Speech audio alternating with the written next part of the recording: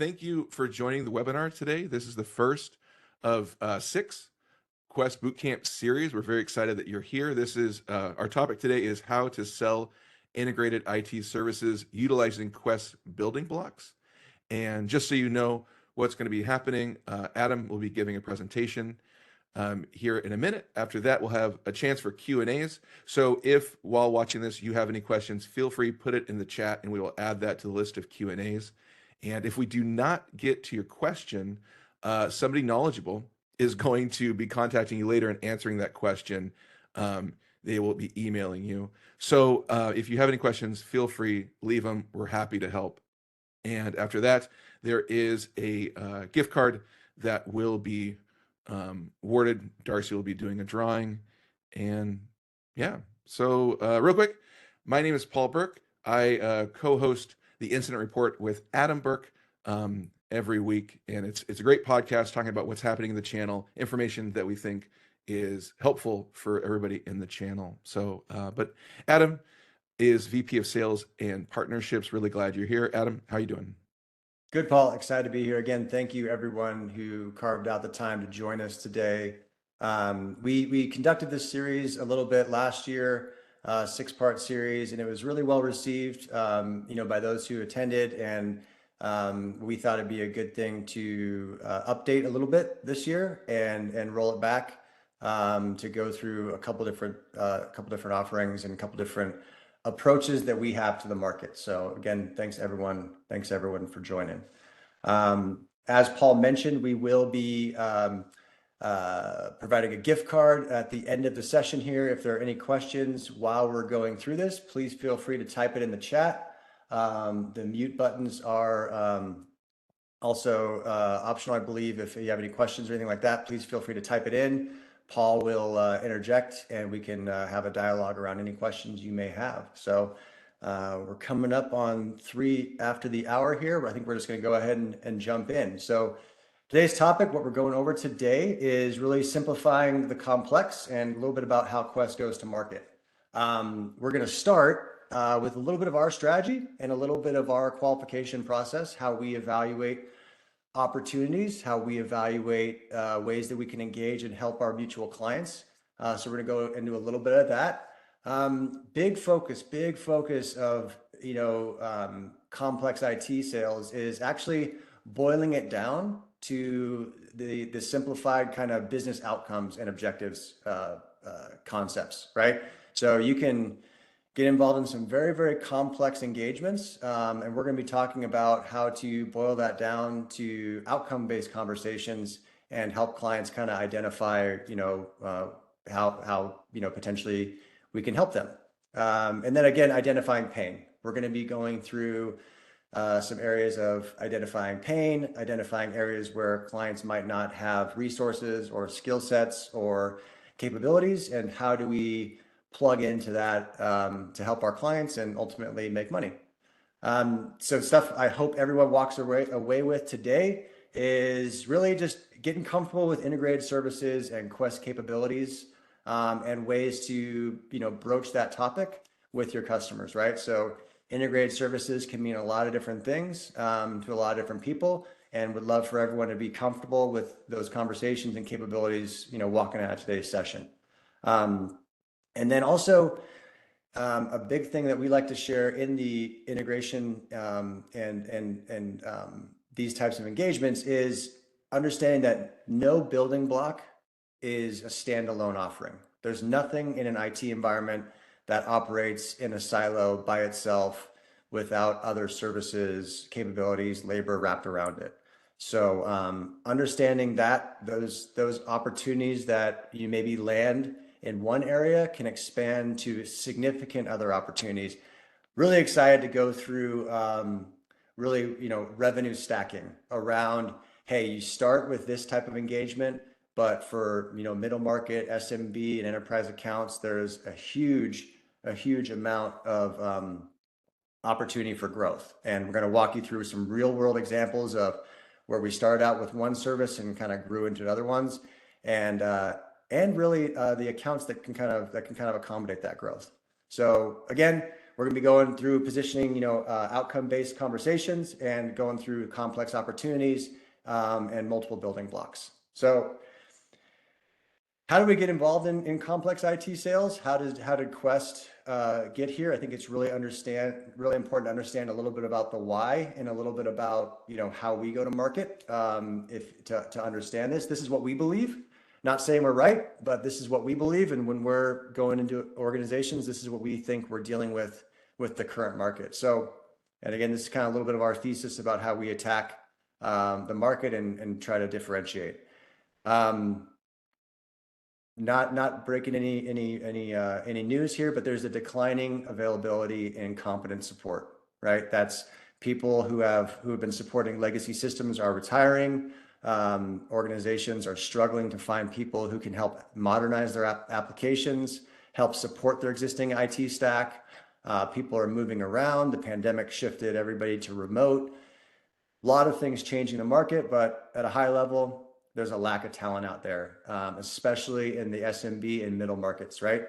So that's a big challenge for people to find competent individuals and organizations that can help them execute. Don't want to offend anyone here, but I might. And with this next kind of statement, this is what we believe.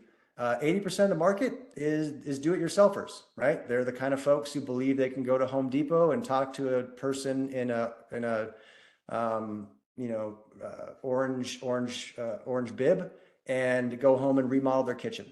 God bless them. But what we found is that 70% of people who think they can run, manage, and operate their IT on their own, those projects, about 70% of them fail to meet their stated objectives, right? And are not successful, right? So there's a ton of do-it-yourselfers out there. A lot of people who believe that they can operate, maintain, and execute their IT environments on their own, whether that's security or just systems or operations or cloud or SaaS or licensing, whatever it is, very, very complex stuff. For whatever reason, culturally, they believe they can do it themselves. And that's okay. That creates a lot of opportunity because in that market, about 70% of those projects fail. And there's an opportunity to come in and help them recover, operate, and maintain those environments. But you can't always tell them their baby's ugly before they take a few pictures. And a lot of vendors out there are going to position that as well, right? So a lot of vendors will kind of tell people that, hey, you can do this. You can manage your security environment with these silver bullets and those types of concepts of, hey, this one thing is going to help execute, and recover or operate your environment. So silver bullets are a trick, at least from what we believe. There are no silver bullets in IT. It's operational consistency and support, and it takes a lot of discipline. So you got vendors out there telling stories. You got do-it-yourselfers out there believing they can do it themselves. And then you have people in leadership in the middle market who kind of believe some of those different stories. That can create a lot of pain. Again, a little bit around our strategy when we're working with you and we're working with customers, kind of 3 simple rules. Customer has a pain point that they're aware of. They have budget to address that pain point. And then the third one, which is you as partners really help us with this, is your customer's okay engaging with Quest, right? We all know how to qualify opportunities. We all know how to find pain. We all know how to ask, hey, when do you see this happening? What's the budget associated with this, right? How have you done this in the past? All of those kind of just basic non-technical qualification concepts are areas where we spend a lot of time understanding how people want to engage and how they see this happening in their mind. We can tell all sorts of stories. Organizations can paint all sorts of pictures about how people should do things, but until it's their idea, you're kind of just screaming into the ether. And I know that is very different than some of the concepts out there. A lot of people in the channel believe you can go and conquer certain challenges, convince people they should do things, or let them know that you're the best of breed and you can deliver better than the other 27 people who are competing for their business. That's what we classify as red ocean. It's bloody, it's competitive, it's rough, not a lot of fun to be there. It's a race to zero on cost. From our strategy standpoint, we typically don't invest too much in those types of engagements. Where we do like to invest in engagements is when we can understand those pain points, and then potentially we can differentiate a little bit around the delivery. Kind of makes the competition irrelevant. Kind of makes, pricing not necessarily the most important factor, but can help really drive, those outcome conversations. What is the client actually trying to do? When you're talking about endpoint protection, what is the client actually trying to do when they're rolling out a new endpoint solution? There are thousands of managed service providers, and there are thousands of security vendors out there. There are a lot of organizations that are competing in this space for endpoint, XDR, managed firewalls, SASE, SD-WAN, tons of these things out here. What a lot of people miss, and in our strategy where we find success, is how are you managing that day two? How are you planning on rolling that out? And then the really, really uncomfortable question that maybe vendors don't like to hear is, why are you doing this, and what's wrong with what you have in place today? You maybe already have the solution in your set of software that's already been invested by the client. So the client maybe already has the answer, but maybe they just don't know how to operate, or they haven't delivered all those capabilities yet. We had one instance where we walked into an organization and they were looking for a full network refresh, and we kind of helped them identify, you have some layer 3 configurations here that are kind of limiting things. You don't necessarily need to spend $4 million on a network refresh to solve this problem. Here's a small professional services engagement. Let's stay in touch and help you long term. That client of ours has been a client for over 12 years now. We didn't get the $4 million, and I think that Cisco AE was really ticked off at us about basically drawing that cycle out a little bit longer than it had to be. But again, you can change the game and not compete as directly as you need to if you can kind of have those conversations. So that's a little bit about our strategy. And again, when we're going into an organization, when you're going into complex sales, we've found the most success when people are in trouble or in some type of pain and there's some type of catalyst. And there's a lot of different ways to find out if people are in these types of scenarios and how they're dealing with it. For Quest, relationships trump everything. So everything that we're saying here around complex sales, if you have a relationship with someone who wants to buy from you because they trust you and they want to do business with you and they believe you can help them, none of this is relevant, right? So that's one blue ocean. Relationships is one blue ocean for us. The other blue ocean, the other area where we do really well, is operation and execution around trouble and pain. Organizations, and we all have clients that rotate through these different silos. We all have clients that are within themselves have different operational units that are in these different silos. You have people who are in a growth phase, right? They're ramping up, they're rolling, they're running and gunning, they're buying licenses, they're buying data center space, they're consuming Azure, whatever it is, and they're just running and gunning and they're trying to keep up with capacity. For us, differentiating that space could be, maybe not, maybe not. Even keel, we got a lot of customers who are even keel. They go through RFPs, they want to talk to 4 or 5 vendors, they want to kind of dip their toe in the water, they're not quite sure, they're very, very process oriented.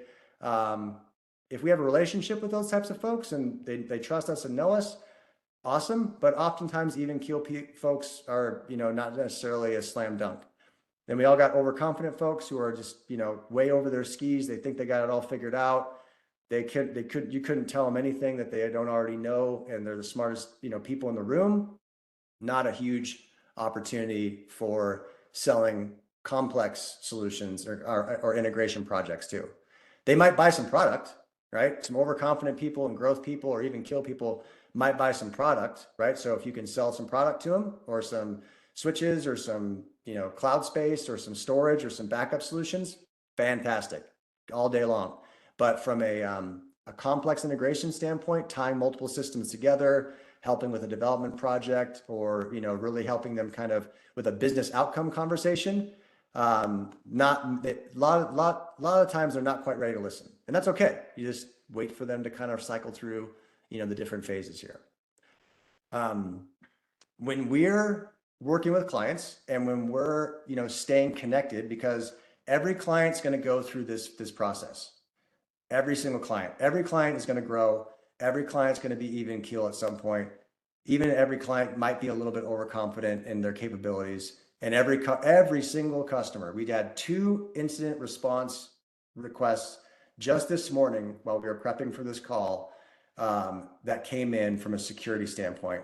They were not customers of Quest at the time. They called in to our ir@questsys.com in big trouble. One of them had lost their entire connectivity and were going through a DDoS attack and they were completely down hard. They were an online distribution and shopping organization, so that all their business was online. They were being held ransom from DDoS, so we had to jump in and help with that. And another customer basically lost control of their Microsoft tenant and has a bad actor with global admin privileges.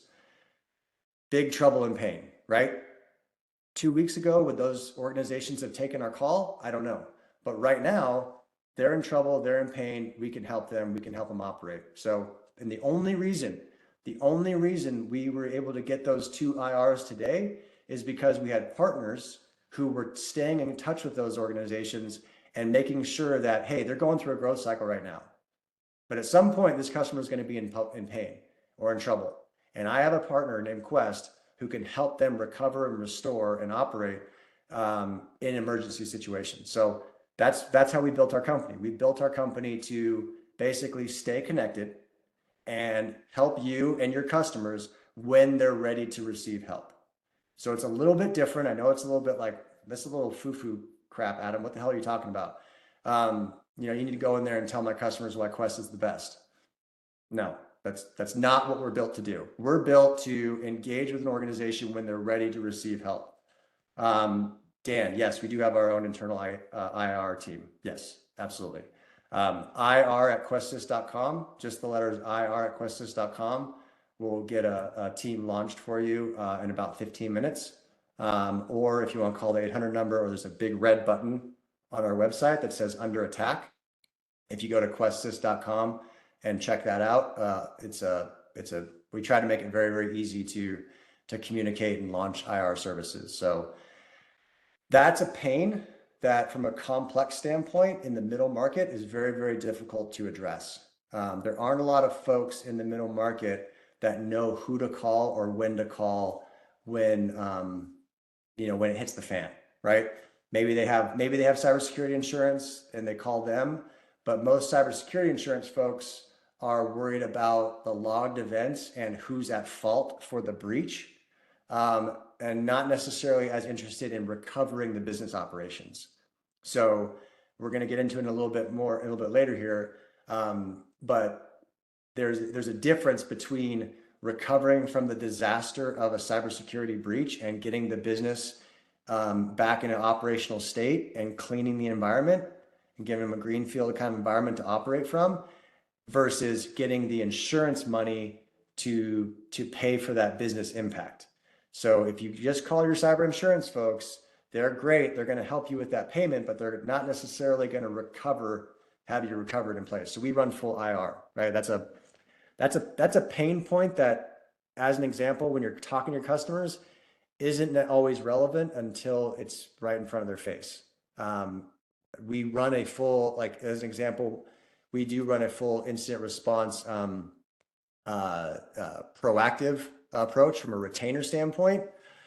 The majority of our IRs are coming in from folks who don't have existing retainers. They're net new panic engagements who are calling us that didn't have that in place. We tell them, we evangelize a lot. Hey, you should put an IR retainer in place. But again, our goal is to stay connected until that customer is ready to be helped. Some of those catalysts for when that customer is ready to be helped, are listed up here. These are a few of them. The do-it-yourself customers need help completing the project.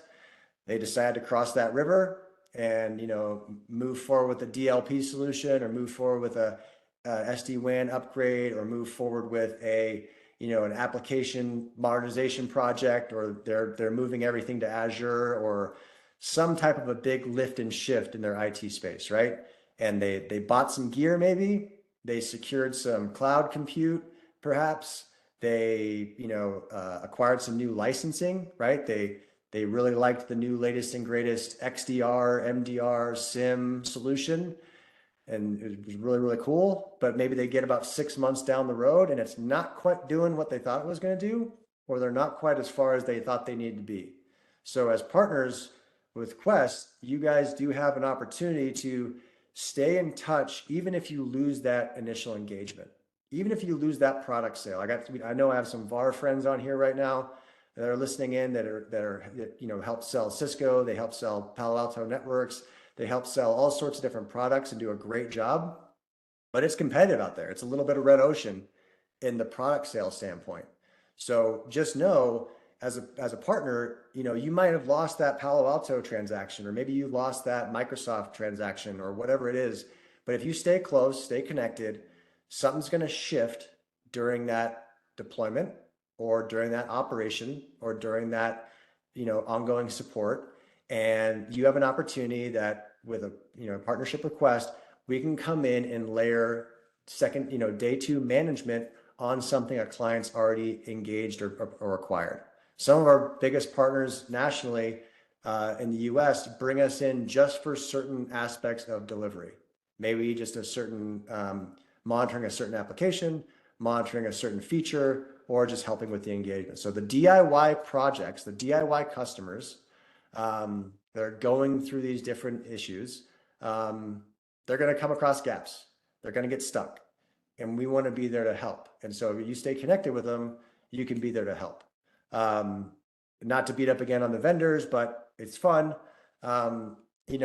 Maybe that cool PowerPoint and that awesome presentation and that silver bullet, overview isn't quite exactly what they thought it was, right? And maybe it takes a little bit more to manage that SIM deployment. Maybe that XDR solution is super cool and gives you a lot of feedback, but so much feedback, maybe it's noise, and maybe you're not tuning those alerts, and maybe your security team is a little overwhelmed. Maybe you thought a one-man SOC was a good idea. I don't know, but a lot of those vendors will sell a lot of things, and the execution of it can be a gap. So again, if you lose that initial opportunity, stay in contact. Quest can help manage and operate those systems. We can help patch and support those, or we can just help tune things for monitoring and alerting. A lot of people buy software. We get called into it all the time. Hey, what's the best monitoring platform? I don't know. It's the one that works. Which one do you want to manage and maintain, right? There's great software out there. And something you're probably going to notice on this presentation is there are no vendors listed on here. Don't really care about the vendors. They're great. There's cool solutions out there. We hold certifications with all of them. And if we don't, we go find people who do. Don't fall for the trap that you have to specialize in something. It's not true. Of course, I'm disagreeing with 90% of the market, but again, this is our strategy, and this is how we'd love to help you and your customers. We talked a little bit about unplanned events. Those can be service disruptions. Those can be cybersecurity. Those can be as simple as, a backhoe fade, like cutting off a data center or an operational unit or an environment or an office. All sorts of different pain points can spark up all the time.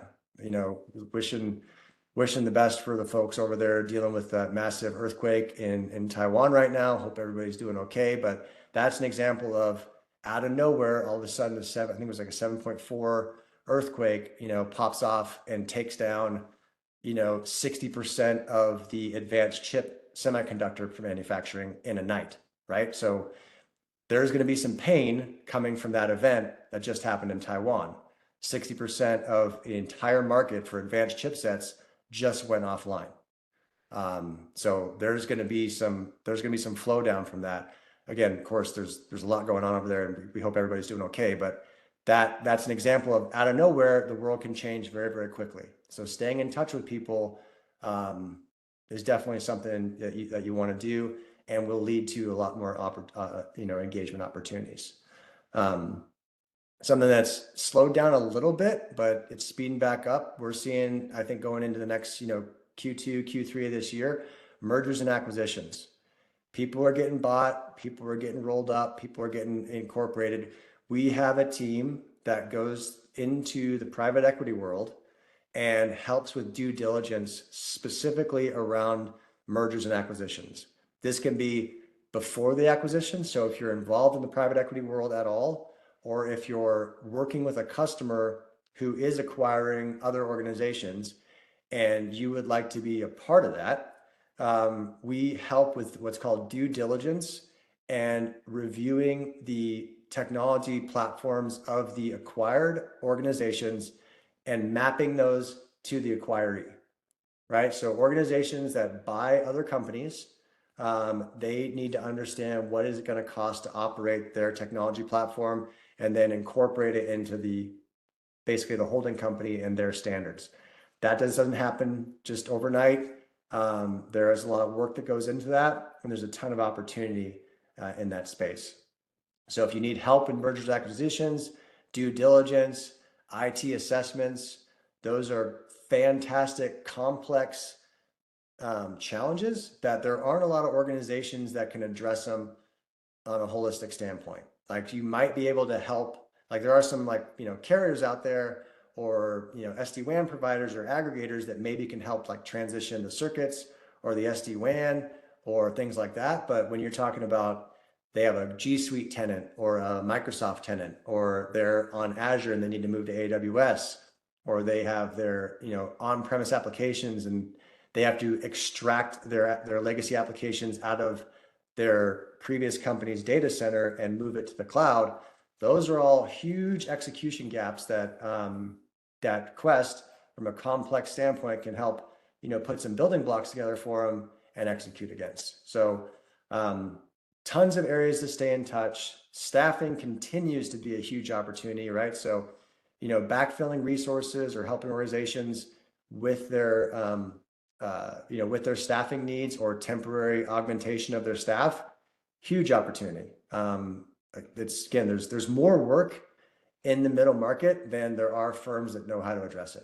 Like there's more opportunity out there if you're looking for it than people know how to address. If you want to go compete with the 50 other people out there selling endpoint security, XDR, MDR, or the latest hotness and sell the sizzle, it's a crowded market.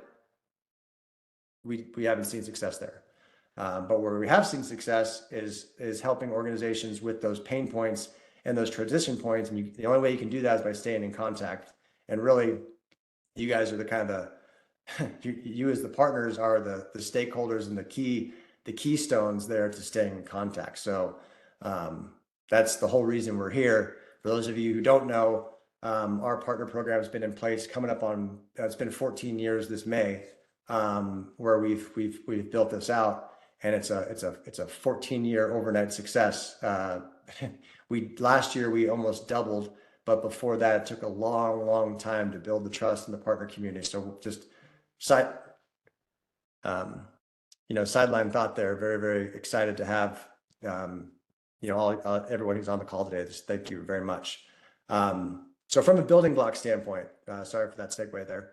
Where are we winning is when one or two of these building blocks, these different platform offerings, are tied together. We've been selling product for 42 years. We're Cisco Gold Partner, MSSP, Microsoft, HP, Palo, every vendor under the sun. We sell a lot of products. We can help people buy things if they need our help. Again, one of the first rules about partnering and why we've been successful the last 14 years of building this partnership out is don't compete with your partners. So the first thing we do when we're working with our partners is understand what areas are you operating in. I guarantee you, everyone on this phone call, I'm doing the word compete in one of these areas. So first thing we got to do is understand what swim lane are we operating in and what swim lane can we help you operate in that maybe you want to help your customers deliver on. Very transparent on that first conversation we have. But where we do really well is when we tie some of these services together, right? So cybersecurity is a very crowded market right now. So what we help people do, rather than go in where we differentiate on cybersecurity as a building block, rather than go in and say, hey, we have the best managed SIEM, managed SOC, endpoint protection, cyber defense suite, email security, blah, blah, blah, virtual CISO. Everyone who can fog a mirror has a virtual CISO offering. That's all great, but maybe that client doesn't want to buy, refresh, or replace their entire cybersecurity architecture. Maybe they just need help with what they have in place today. So we do things like a cybersecurity checkup. We'll come in and for a very, very low cost, $750 per line item, we'll come in and do a review of their current configuration and give them an executive summary of areas they can improve, things that they're going well, and what we think could be next for them. So it's a quick little snapshot, a tactical review of what they have in place. And where Quest can basically differentiate is we don't necessarily need to rip and replace everything. We can come in and help operate that platform as it's built today. That's the same across the board here with all of our different building blocks and all of our different pillars. Disaster recovery, firms have built their backup technology, they built their recovery strategies, they built their data center operations, they've built out significant DR practices. We don't necessarily need to go in there and rip and replace everything. What do they need help with around their disaster recovery? We had one opportunity last week, came from a partner on the East Coast, fantastic opportunity for a credit union. They have legacy backup platforms that they need to maintain and operate and be able to recover from. And then they also need help managing the replication for their new latest and greatest. We're not ripping and replacing anything. We're not taking out, Commvault and swapping in Veeam or something like that. We're going to help them operate, manage, and maintain a Zerto instance, and we're going to help them archive and keep available for the 7 years that they need with their Commvault backups. So it's not a rip and replace strategy. It's, hey, what's that customer actually looking for help with? So you hear vendor agnostic very often. We're agnostic to the idea of what's the, do we have to plug something in there? What's that customer actually looking for help with? And that's typically where we can differentiate. For us in the channel right now, the areas where we are seeing the most growth, ironically, are on the opposite sides of the spectrum of the IT stack. This was the same. We saw this last year. This is continuing into 2024. Physical infrastructure and helping organizations modernize their conference rooms, their AV, and their actual just the physical guts of IT and IP-based networks and lighting and video cameras and physical security and access control and things like that. We call that infrastructure services, right? So that's helping to build their platforms and build their offices and extend their DMARCs. That's the fastest growing. And then our application development and integration. So total opposite sides of the spectrum. All of these other building blocks are growing as well, right? And doing great. But where we're seeing the most is, and I think that, not to reinvent the wheel here, but is because a lot of the market in the middle market that we support, they don't have an infrastructure, a go-to national infrastructure partner that is reliable for them. There's a lot of good, regional pockets of infrastructure providers, but having a consistent delivery across the nation is a challenge. So we tend to do pretty well there in the infrastructure space, and also application development. Who's helping with the actual integration of, hey, we moved to a Microsoft suite, but we need to tie in, these 3 legacy applications, or we need help present data to our board to make decisions. Application modernization, data visualization projects, huge Microsoft integration practice. These are really, really fast growing areas, not super crowded. A lot of people are looking for help there. So kind of move along here. This is the channel ecosystem we support. And these are, again, the thing that from a partner standpoint that is super, super important for us is that contact and staying in touch, because those opportunities are going to present themselves. Trusted advisors, you guys have the customer relationship. You guys oftentimes deal with do-it-yourself customers all the time, and they're great. And they, do-it-yourself customers are out there doing great things all the time, but sometimes they get in trouble. And, when they do get in trouble, or when they do fail to operate or execute their entire project, that's when, we rely on the TSBs to make sure that those dots are getting connected to us. And our job is to make sure that, we're communicating to you guys that there's some past the quest. We'd love to help you. We'd love to help your customers. And we do help tie, the different suppliers and different delivery partners to accommodate that customer relationship. Something that we do have a challenge with is sometimes a lot of people like to silo organizations into, well, Quest is a cybersecurity firm, or no, Quest is a professional services firm. They have 200 engineers and different skill sets. Or no, Quest does cabling.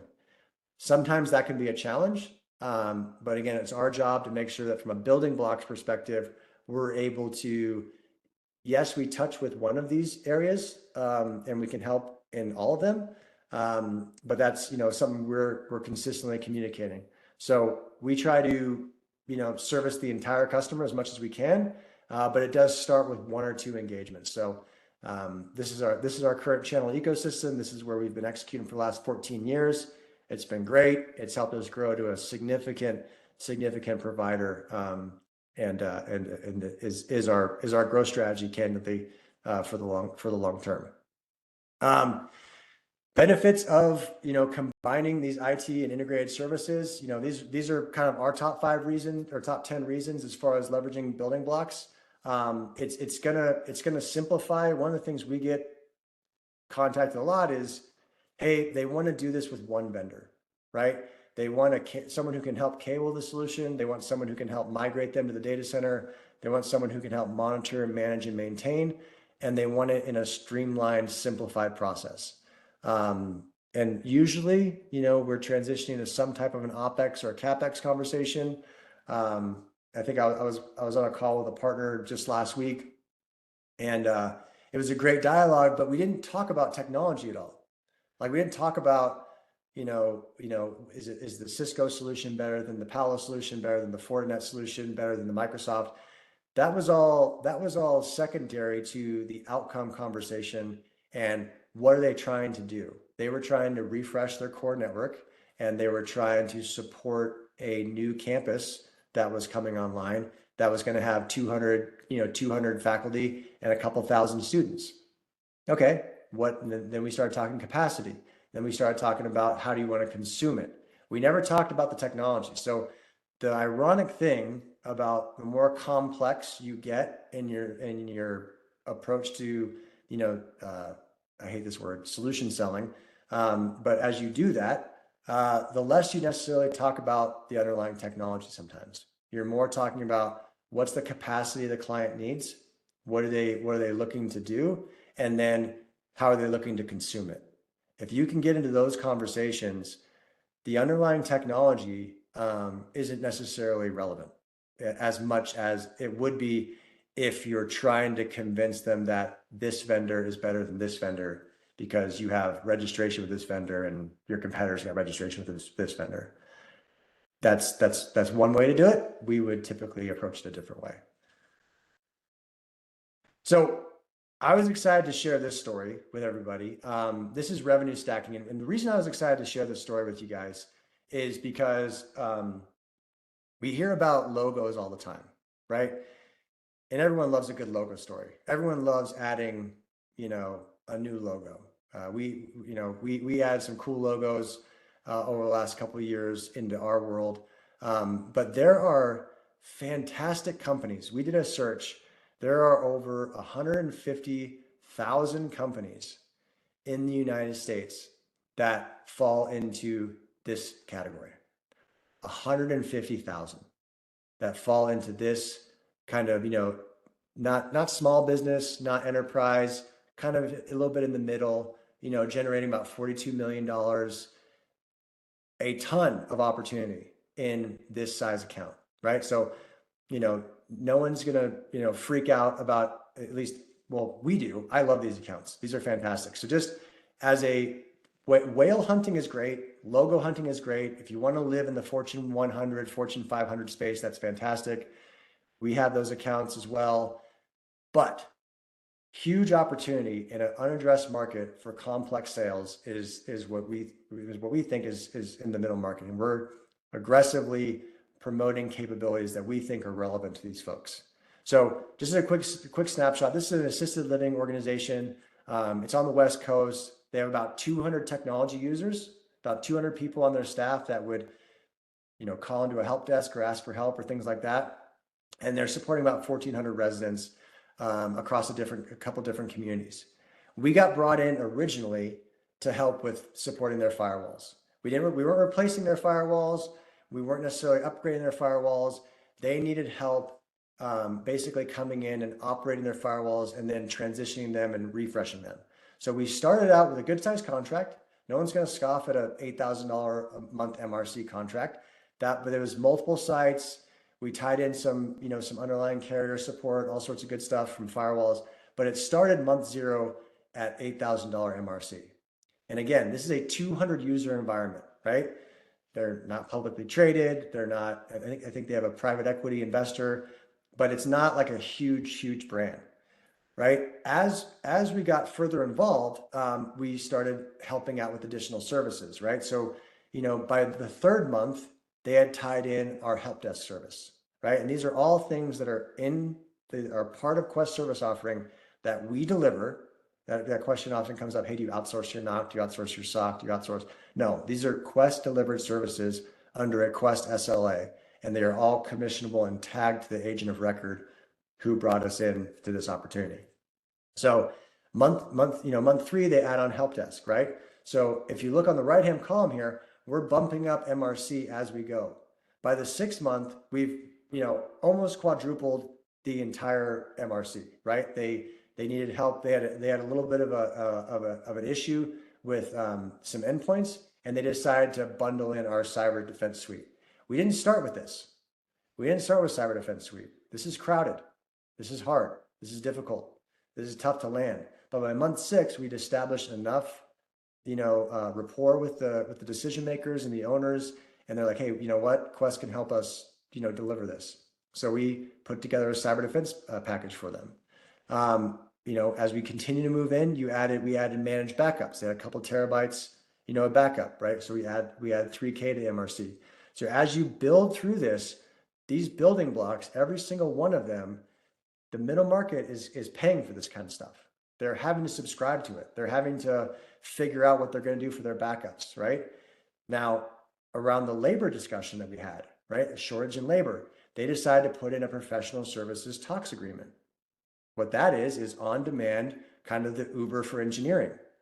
They lost a network engineer, and they decided rather than hiring, trying to go out and find a new network engineer who was in this specific, part of Oregon, and they had these types of, availability. No, they said, you know what? Quest has been helping us for the last year. Let's, we like a couple of their engineers. Let's put in place a retainer, right? So we put in place a $4,000 retainer that basically was an extension. We basically ran staff out for them, and they just opened up tickets to help with network engineering services and professional services retainers over the years. So we're stacking revenue. We started at 8, right? By month 14, we're at $33,000 a month, right? For a 200 user environment, right? This is not a Fortune 100 company. You're just stacking and continuing to help, right? They needed some virtual CISO offering. We called, virtual security team to help with some audits. They were going through some audits. They had to be compliant in a couple areas. So we helped build out that framework for them. And again, rather than going and hiring a CISO, they said, hey, you know what? We only need about, a couple hours a month with assigned resource and maybe some larger projects. So they added $3,500 a month to their agreement by month 18. So we saw a big one around 2 years. We'd kind of been working with them. They had a pain point. They wanted to swap all of their firewalls for new ones, and they wanted to aggregate all of their circuits and all of their capabilities under one contract. So we bundled all of that together. Thanks for the reminder, Darcy. Coming up on time. So what we did was basically we bundled all of that together for them. And in this conversation, one thing as partners, we love to have the would you, could you conversation. So if a customer, when they found out we could deliver all the firewalls as a service and aggregate all of the telecom consumption underneath that and put it all as a service and commission it all to the agent of record, that agent also knew about the managed Wi-Fi project that was going on. And they said, hey, can you guys do the same thing that you did at another large account we've heard about and deliver the hardware, the cabling infrastructure, the installation, and the ongoing support all under an OpEx managed service. And you have to say this about 20 times to people before it clicks. Not you, but customers. Sometimes they've been pitched so many times, hey, I need to buy this AP, I need to buy this switch stack, I need to capitalize this, I need to go lease it, I need to go figure out a professional services firm to deploy it, blah, blah, blah. They've heard the same, they've been pitched the same story so many times. It takes a few times of walking them through the idea. No. You can consume all this as a service. We can deploy it, manage it, maintain it, and give you a simple cost per user or cost per device monthly recurring charge, including the installation, including the cable, including the labor, all of it. And then it becomes their idea. And it's great when we love the calls when we get the calls like, hey, can you do this? So that's where it ended. So we started out at $8,000 a month in month zero, a little over 2 years into the engagement. This is basically $1 million account, right? It's $1 million run rate annual recurring account that our partner is getting paid, well in excess, $150,000 a year, right? They're doing fantastic and making a lot of money. By the way, all the way through it, they wanted some help with some product transactions, and they brought us in to help with that too. That wasn't part of their core business, so they asked us for help there. So significant dollars available in the middle market. Very, very significant. Whale hunting is great. We love the 200 site deployments and all that fantastic stuff. But if you start small with 1 or 2 building blocks, you can really do some cool stuff. And this is just a use case we wanted to share with you guys. So wrapping it up here, I know we got Q&A coming up, but be curious about what they're up to, what they're trying to achieve. You guys are the trusted advisors. You're in there. You've helped them with their technology. There's no reason you don't have the right to get curious and ask them how they're planning on delivering this. And then, and kind of evaluate their willingness to engage. Are they ready? Are they ready to get some help? And then, last takeaway is Quest is an organization that is built to help. A lot of people ask, what's your core competency? What do you focus in? What's your main go-to? Our organization is built to accommodate and execute against a customer's requirement. And I know that's difficult, and I know that's a little bit different, but that's how our company is built. That's what we're built to operate on. So we'd love to, talk with you more about that, but that's how we're put together. So I know, I think I just saw Chuck raising a hand there. Want to thank you guys for joining us today. I know, Paul, I think there have been a couple questions as we've been rolling through this that maybe we can jump to, or if anyone's got any questions they want to ask. Quick plug. If you're interested, I'm not quite sure the format of this one, but if you're interested, please, we got 5 more of these sessions coming up, and we'll get that content out to everybody. Yeah. So that was really helpful. I did not know about the assisted living community. That's a really cool use of the building blocks. So a couple questions. Again, leave some questions in the chat if you have them right now. Dan was asking, so Adam, roughly 56% of technology projects fail due to DIYers. That's what you found?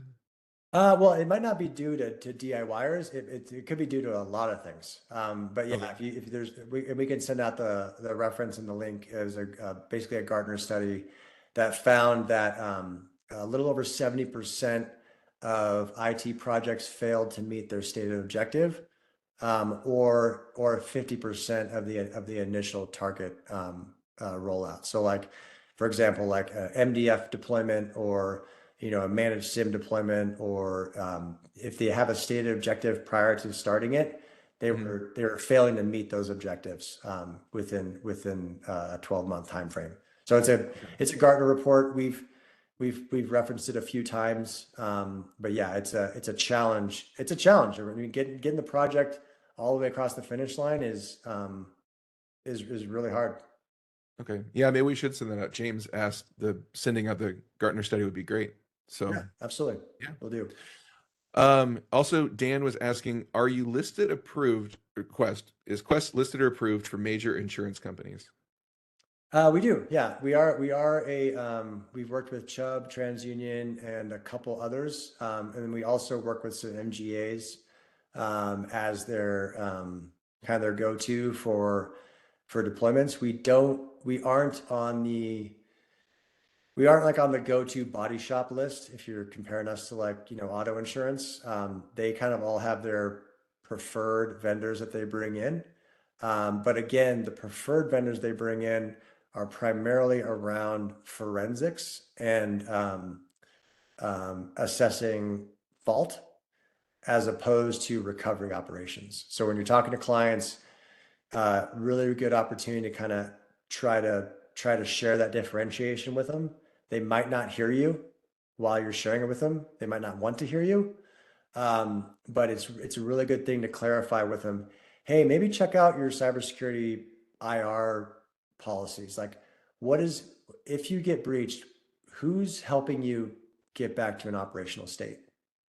And just ask that curious question, like how are you guys plan on doing that, or would you like to talk to someone who's kind of been through that a few times, Mhm.